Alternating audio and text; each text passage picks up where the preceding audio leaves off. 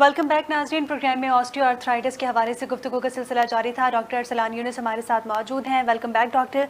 आपसे जानना चाहूँगी कि जोड़ों के इलाज के लिए कौन कौन से तरीके मौजूद हैं और क्या दवाइयाँ ही काफ़ी हैं या फिर एक्सरसाइज भी जोड़ों के दर्द से हमें निजात दिला सकती है? देखिए, सबसे इम्पोर्टेंट चीज़ ये है कि हम पहले नॉन फार्माकोलॉजिकल ट्रीटमेंट पे जाएँ ना, दवाइयों से बचें। उसके लिए ये कि अगर किसी को ऑस्टियोआर्थराइटिस स्टार्ट हो गया है और फीमेल है, तो अब वॉशरूम यूज़ करते हैं, उसके लिए कमोड का इस्तेमाल करें, ठीक है? ताकि आपकी जॉइंट पे ज़ोर ना आए, ठीक है? वॉक करना बहुत ज़्यादा ज़रूरी है, मसल स्ट्रेंथ को बढ़ाना बहुत ज़्यादा ज़रूरी है। अपनी आप लाइफ़स्टाइल देखें कि वो आप ऐसा काम तो नहीं कर रहे कि आपकी जॉइंट्स पे बहुत ज़्यादा स्ट्रेन आ रहा हो, बहुत ज़्यादा एक्सर्शन आ रहा हो। कोई आपकी जॉब ओरिएंटेड इस तरह की तो नहीं है कि आपके जॉइंट पे बहुत ज़्यादा ज़ोर आ रहा है या आपकी इतनी ज़्यादा सेडेंटरी लाइफ़स्टाइल है कि आप जॉइंट पे का वेट बेयरिंग एक्सरसाइज करते ही नहीं, कोई आपकी वॉक नहीं है, कोई डेली रूटीन में नहीं है या आप बहुत ज़्यादा ओवरवेट हैं। तो पहले तो आप नॉन फार्माकोलॉजिकल ट्रीटमेंट में कैसे करें कि आप तो सोचें, अपने डॉक्टर को दिखाएँ कि हाँ भाई, मेरा क्या रिस्क फैक्टर है जिसकी वजह से मैं इस स्टेज पे हूँ, मैं क्या चीज़ें बेहतर कर सकता हूँ। अगर वो देखेगा डॉक्टर कि हाँ, आपका कोलेस्ट्रॉल ज़्यादा है, शुगर का मसला है, वेट ज़्यादा है, तो हुँ। पहले उस पे काम करेंगे, ठीक है? सेकंड थिंग में हम एक्सरसाइज का प्लान करें, फिजियोथेरेपी को कंसल्ट करें, फिजियोथेरेपी करवाएँ। तो ये तो पहले तो हम नॉन फार्माकोलॉजिकल ट्रीटमेंट पे हम करें कि हाँ जी, नॉन फार्माकोलॉजिकल ट्रीटमेंट पे हम बेहतर कर सकते हैं। उसका फ़ायदा ये रहेगा, आप दवाइयों से बच जाएँगे ना। नॉन फार्माकोलॉजिकल ट्रीटमेंट से अगर आप बेहतर हो जाते हैं, तो आपको इस बीमारी से जो इतनी स्पीड से ग्रो कर रही होती है, या तो रुक जाएगी या वो और ज़्यादा इम्प्रूव कर जाएगी। अगर उसमें नहीं होता आपको, फिर आप मेडिसिन पे स्विच करके देखें कि हाँ जी, मुझे मेडिसिन से इसमें आराम आ रहा है, नहीं आ रहा। फिर उसमें मेडिसिन की बहुत सारी चीज़ आ जाती हैं, वो आपकी बॉडी की रिक्वायरमेंट को देखते हुए मेडिसिन हम प्रिस्क्राइब करते हैं।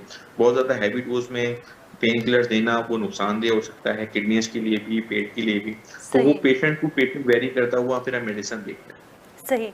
डॉक्टर, ऑस्टियोआर्थराइटिस में सर्जरी की ज़रूरत कब पड़ती है? ऐसी कौन सी स्टेज आती है या फिर आपकी कंडीशन कितनी वर्स होती है जब सर्जरी की तरफ जाना पड़ता है? देखिए, इसमें सबसे इम्पोर्टेंट चीज़ ये है कि आप अपने स्टेज पे देखते हैं कि आपका जो कार्टिलेज है, जो आपकी नी की स्ट्रक्चर है, वो कितना डैमेज हो गया है। अगर उसमें बहुत ज़्यादा ट्रॉमेटिक इंजरी की तरफ आ रहे हैं और बहुत ज़्यादा साइन उसमें आ रहे हैं कि लिगामेंट इंजरी भी है, हाइलैंड कार्टिलेज भी आपका इन्फ्लेम्ड है और वो बिल्कुल चलने के काबिल नहीं है, और पेशेंट की आप ये भी देखते हैं कि उसका लाइफ़स्टाइल कैसा है। पेशेंट बहुत ज़्यादा ओल्ड एज है और वो ज़्यादा उसकी रूटीन चलने-फिरने की नहीं है, तो उसकी तरफ तो फिर आप नहीं जाते। लेकिन पेशेंट अगर आप देखने के नहीं, उसके पेशेंट जो है वो भी ओवरऑल उसकी कंडीशन अच्छी है, तो और उसके नी जो हैं वो बहुत ज़्यादा डैमेज हो गए हैं। तो उसमें हम फिर सर्जरी की तरफ जाते हैं, जिसमें बहुत सारी सर्जरीज़ होती हैं, टोटल नी रिप्लेसमेंट भी है। आजकल ऑर्थोस्कोपिक सर्जरी आई है, ऑर्थोस्कोपिक सर्जरी के ज़रिए जो है ना, हम उसको रिपेयर कर सकते हैं, लिगामेंट को इंजरी है या पार्शियल नी आर्थोप्लास्टी करनी है, तो फिर हम उस सर्जरी की तरफ जाते हैं। लेकिन पेशेंट टू पेशेंट वेरी करता है कि हाँ, अगर 80 ईयर की पेशेंट है, वो ज़्यादा चलती-फिरती नहीं है, उसकी हुँ। सर्जरी करना, क्योंकि अब सर्जरी में रिस्क भी है, पेशेंट को आप सर्जरी की तरफ लेके जाएँगे। लेकिन अगर पेशेंट आप देखते हैं कि पेशेंट की एज कम है और उसकी कोई और कोमॉर्बिड्स नहीं है, उसका लाइफ़स्टाइल ये है कि वो वॉक कर सकती है, उसकी मसल स्ट्रेंथ अच्छी है, तो उसमें हम डेफिनिटली अर्ली ही पेशेंट को हम प्रिस्क्राइब करते हैं कि आप अपनी नी रिप्लेसमेंट करा लें या नी की सर्जरी करा लें, या वो उसमें कोई डैमेज जो रिपेयर हो सकता है वो करवा लें, तो वो ज़्यादा अच्छा रहेगा कि वो दवाइयों से बच जाएँ। सही। डॉक्टर, फिजियोथेरेपी का कितना इम्पोर्टेंट रोल है ऑस्टियोआर्थराइटिस में? बहुत इम्पोर्टेंट रोल है सबसे ज़्यादा, क्योंकि अगर पेशेंट को इनिशियल स्टेज में पता चल गया है कि मुझे ड्यू टू मसल फटीग या मसल वीकनेस की वजह से हो रहा है, या मेरा स्पेस जल्दी कम हो रहा है, या मेरी मेरी लाइफ़स्टाइल ऐसी थी पहले कि जिसकी वजह से मुझे अर्ली हो गया है। अगर आप अर्ली स्टेजेस में फिजियोथेरेपी स्टार्ट कर दें प्रॉपर तरीके से, प्रॉपर पोज़ीशनिंग पे, तो उससे बहुत अच्छा फ़र्क पड़ता है। फिजियोथेरेपी से आपके जॉइंट के स्पेसेस जो होते हैं वो भी अच्छे हो जाते हैं, हुँ। और आपको जो है वो पेन में भी आराम मिलता है। इनिशियल जब ज़्यादातर पेशेंट में प्रॉब्लम क्या आता है, पेशेंट फँस जाता है फिजियोथेरेपी के लिए।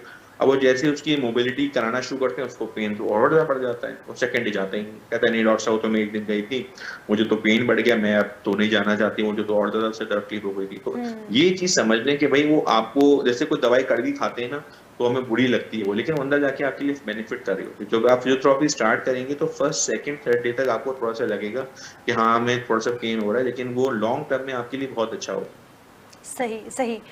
डॉक्टर, हम लोग अपने लाइफ़स्टाइल को किस तरह मॉडिफ़ाई कर सकते हैं? अपनी लाइफ़स्टाइल में ऐसे कौन से चेंजेस ला सकते हैं जिसकी वजह से हम ऑस्टियोआर्थराइटिस से बच सकें? देखिए, 3 स्टेजेस में हम ना इसके बहुत अच्छे तरीके से बच सकते हैं। पहले तो हम क्या खा रहे हैं, ठीक है?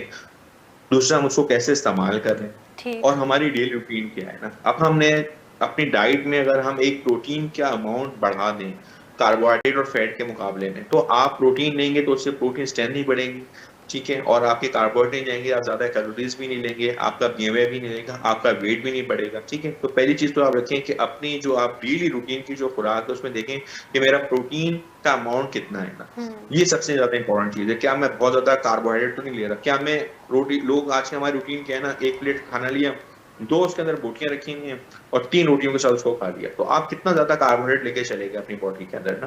आप हुँ, भले 1 रोटी खाए हो 3 बोटियों के साथ, लेकिन उससे क्या होगा कि आपकी प्रोटीन तो बॉडी में अच्छा जाएगा, ठीक है? बिल्कुल। उसके बाद आप फ्रूट्स ले लीजिए, दही का इस्तेमाल करें, दही is a very good protein, ठीक है? और वो ज़्यादा इतना तो थोड़ा इतना ज़्यादा as compare to other things इतना ज़्यादा एक्सपेंसिव भी नहीं है। आप थोड़ा-सा बिल्कुल, डेली रूटीन में दही का इस्तेमाल करें।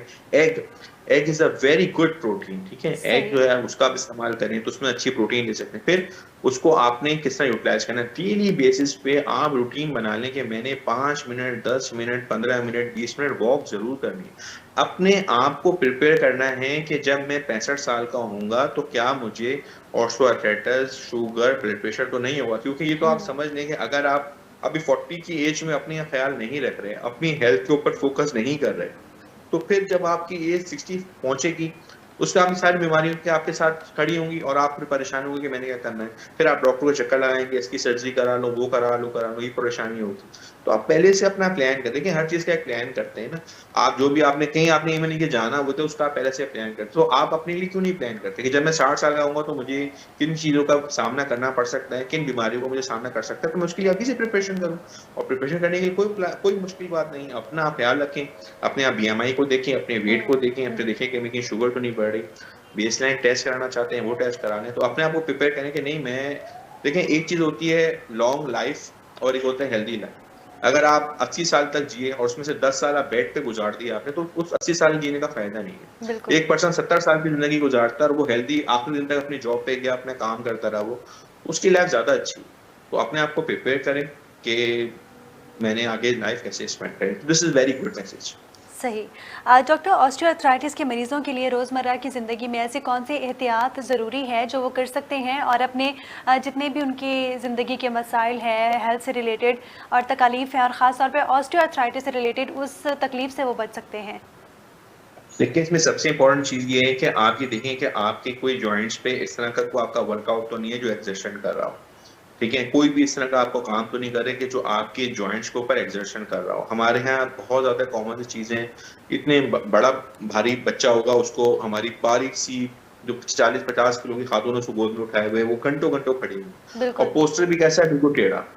अब उसमें कमर का प्रॉब्लम आएगा, हिप्स का प्रॉब्लम आएगा, आपका जॉइंट्स का प्रॉब्लम आएगा। बच्चे इतने बड़े लोगों जो है ना, वो भारी-भारी सामान उठा के ना ओल्ड एज में लोग वो चल के आ रहे होते हैं। उनको कहते हैं हमारी हुँ, तो डेली हुँ, रूटीन में।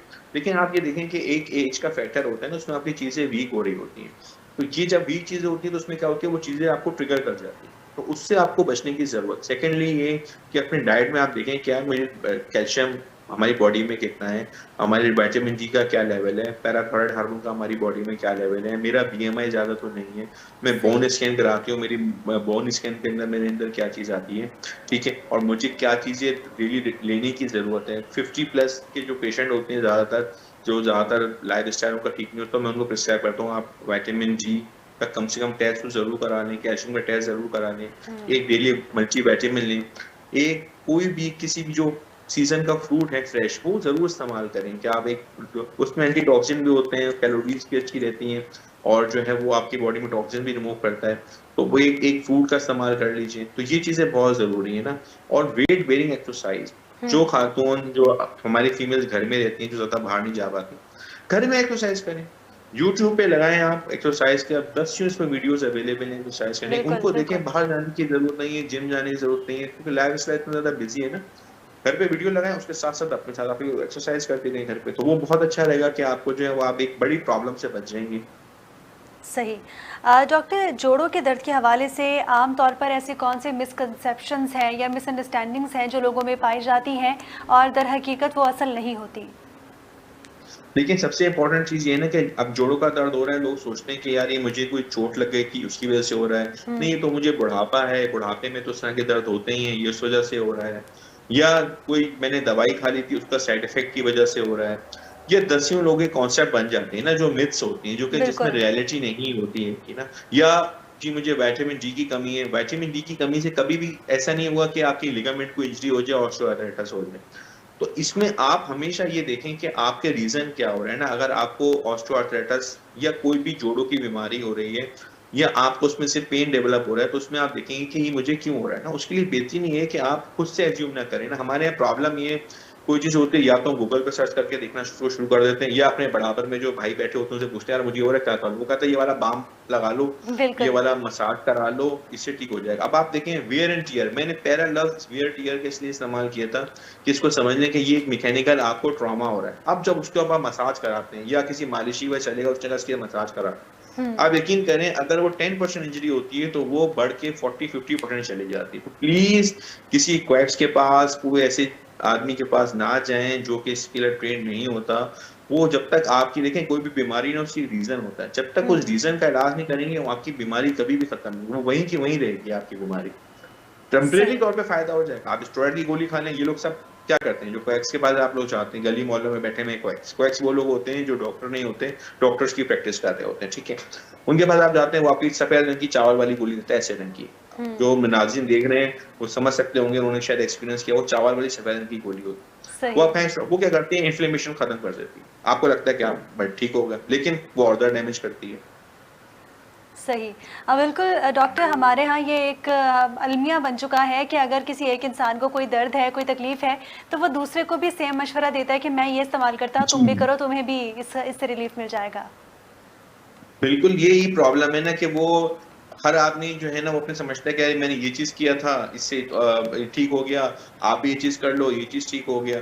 तो हुँ, ये इस तरह नहीं है ना, हर चीज़ की अपनी-अपनी, हर पेशेंट टू पेशेंट वेरी कर रहा होता है। अब ये नहीं कि ऑस्टियोआर्थराइटिस का भी पेशेंट है ना, देखिए अगर मेरे पास 10 पेशेंट हैं ना ऑस्टियोआर्थराइटिस के, तो 10 का मैनेजमेंट ऑफ प्लान बिल्कुल डिफरेंट होगा। जैसे मैंने बताया था आपको कि एक 80 इयर्स की पेशेंट है जी। ऑस्टियोआर्थराइटिस की, एक 60 साल का पेशेंट है ऑस्टियोआर्थराइटिस का, एक 70 साल का है, उसको बायपास हुआ हुआ है। ठीक है, हुँ, एक पेशेंट जो है वो 17 साल की, उसकी उसको डायबिटीज भी है। एक पेशेंट जो कि 55 साल का है, लेकिन सही। उसका वेट जो है वो 150 किलो है। क्या ओह! आपको लगता है सबका इलाज एक जैसा हुआ? नहीं, नहीं। बिल्कुल भी नहीं। सबका इलाज बिल्कुल आपको डिफरेंट प्लान करना पड़ेगा, उसका ट्रीटमेंट अप्रोच बिल्कुल डिफरेंट करनी पड़ेगी, उसके रिस्क फैक्टर्स को सबसे पहले रूल करना पड़ेगा। उसके लिए आपको देखना पड़ेगा कि आया इसको अगर पहले नी रिप्लेसमेंट की ज़रूरत तो पहले नी रिप्लेसमेंट कर दूँ, बनस्बत इसके कि और ज़्यादा इसकी चीज़ें डैमेज हों। तो हर चीज़ का प्लान डिफरेंट होता है, तो बेहतर ये है कि आपको प्रॉब्लम हो, ऑर्थराइटिस के अलावा कोई भी आँख को रिलेटेड प्रॉब्लम है, तो उसके कंसर्न डॉक्टर के पास जाइए, उससे हुँ, मशवरा कीजिए और उससे पूछिए कि भई मुझे ये जो बीमारी हो रही है इसकी वजह क्या है? आस्क द सही। Reason for the disease. तो फिर आपको पता भी चलेगा कि हाँ, मुझे सही जो डॉक्टर ने देखा है वो आपको समझाएगा कि ये आपको बीमारी क्यों हो रही है। बस से कि आप जाके बस दवाई लेके खाते हैं और बोले। आप डॉक्टर से पूछें कि भई मुझे बीमारी क्यों हो रही है? इसकी क्या वजूहात हैं? और इसके लिए जो आप ट्रीटमेंट दे रहे हैं इससे मुझे कैसे अफ़ाक़ा होगा? तो वो आपको एक कॉन्फिडेंस भी आएगा कि मुझे डॉक्टर जो दिख रहा है वो ठीक देख रहा है और इंशाल्लाह आपको शिफ़ा भी मिलेगी। ठीक। डॉक्टर हमारे नाज़रीन के लिए आप क्या मशवरा देना चाहेंगे? आप क्या सजेस्ट करना चाहेंगे कि किस तरह के लाइफ़ में चेंजेस करने पड़ेंगे या फिर किस तरह लाइफ़ गुज़ार सकते हैं, जिससे ऑस्टियोआर्थराइटिस के जो पेन है उससे बचा जा सके? देखिए मैं सबको रिकमेंड करूँगा कि आप नहीं चाहते कि जब 70 साल के आप सब 75 इयर्स के 80 इयर्स के हों तो आप चलें-फिरें, अपने काम खुद करें, खुद वॉशरूम जाएँ, क्या आप लोग नहीं हुँ, चाहते? हुँ, यकीनन आप लोग चाहते होंगे। उसके लिए आपको अभी मेहनत करने की ज़रूरत है। जो मेरे नाज़रीन प्रोग्राम देख रहे हैं, उनकी जो भी एज है, उनको ये सोचना है कि जब मैं 75 इंशाअल्लाह अल्लाह ताला मुझे एज दे, जब मैं 75-80 इयर्स का होऊँगा, तो मैं अपना काम खुद कर सकता हूँगा। क्या मैं मस्जिद जाके खुद नमाज़ पढ़ सकता हूँ? क्या मैं खुद वॉशरूम जाके यूज़ कर सकता हूँ? ऐसा ना हो मुझे बिस्तर पे पड़ा रहना पड़े, तो उसके लिए आपको अभी से मेहनत करनी पड़ेगी। कैसे मेहनत करनी पड़ेगी? आपको अपना ख़्याल रखना पड़ेगा। ऑस्टियोआर्थराइटिस से रिलेटेड कोई भी बीमारी से रिलेटेड आपको उसके लिए मेहनत थोड़ी करनी पड़ेगी, थोड़ा-सा टाइम अपने लिए निकालना है। रिलेटेड टू ऑस्टियोआर्थराइटिस आपने थोड़ी-सी वॉक करनी है। हुँ, वेट बेयरिंग एक्सरसाइज बहुत ज़रूरी है। वेट बेयरिंग एक्सरसाइज का मतलब है कि वॉकिंग, आसान अल्फाज़ों में। रोज़ाना अपना एक टाइम मान लें कि यार ये मैंने इस टाइम पे मैंने वॉक करनी है और उसका टाइम नहीं भी मान सकते तो कोई अपनी ज़िम्मेदारी लगा लें कि यार सुबह टाइम या रात के टाइम मैंने कोई घर का काम करना है या मैंने कहीं जॉब पे जाना है, तो ये मैंने पैदल चल के ही जाना है। जो लोग फर्ज़ करें कोई बस यूज़ करते हैं, तो वो कहेंगे नहीं यार एक स्टॉप दूर जाके मैं बस यूज़ करूँगा ताकि मुझे थोड़ा-सा मैं चल के जाऊँ और मुझे जो है वो मेरी थोड़ी-सी वॉक हो जाए। जो सही, ख़ातून घर में सही। होती हैं वो अपनी छत के ऊपर, सहन में, गली में कहीं पे वॉक करें ताकि वो उनकी मसल स्ट्रेंथ बने। देखें ये जॉइंट के ऊपर जो मसल है ना, इसको आपने स्ट्रॉन्ग करना है, ताकि जब ओल्ड एज में आपकी जॉइंट वीक होगा ना, तो ये मसल उसकी सपोर्ट बनेगी। ठीक है? तो बिल्कुल। मेरा मशवरा ये है कि अपने लिए हेल्दी रहें, अपनी प्रिपरेशन करें और अच्छी डाइट लें, अच्छी ग़िज़ा करें, एक्सरसाइज़ करें, वॉक करें और कोई भी बीमारी हो तो प्लीज़ डॉक्टर के पास जाएँ, जो भी उस बीमारी का कंसर्न डॉक्टर है। बहुत शुक्रिया डॉक्टर अरसलान यूनुस, आपने इस मौजू पर हमारे साथ गुफ्तगू फरमाई और नाजरीन की रहनुमाई फरमाई। नाजरीन, ऑस्टियोआर्थराइटिस के हवाले से प्रोग्राम में गुफ्तगू का सिलसिला जारी था। डॉक्टर ने भी कहा कि सेल्फ मेडिकेशन बहुत ज़्यादा हार्मफुल हो सकती है, क्योंकि ऑस्टियोआर्थराइटिस की तकलीफ भी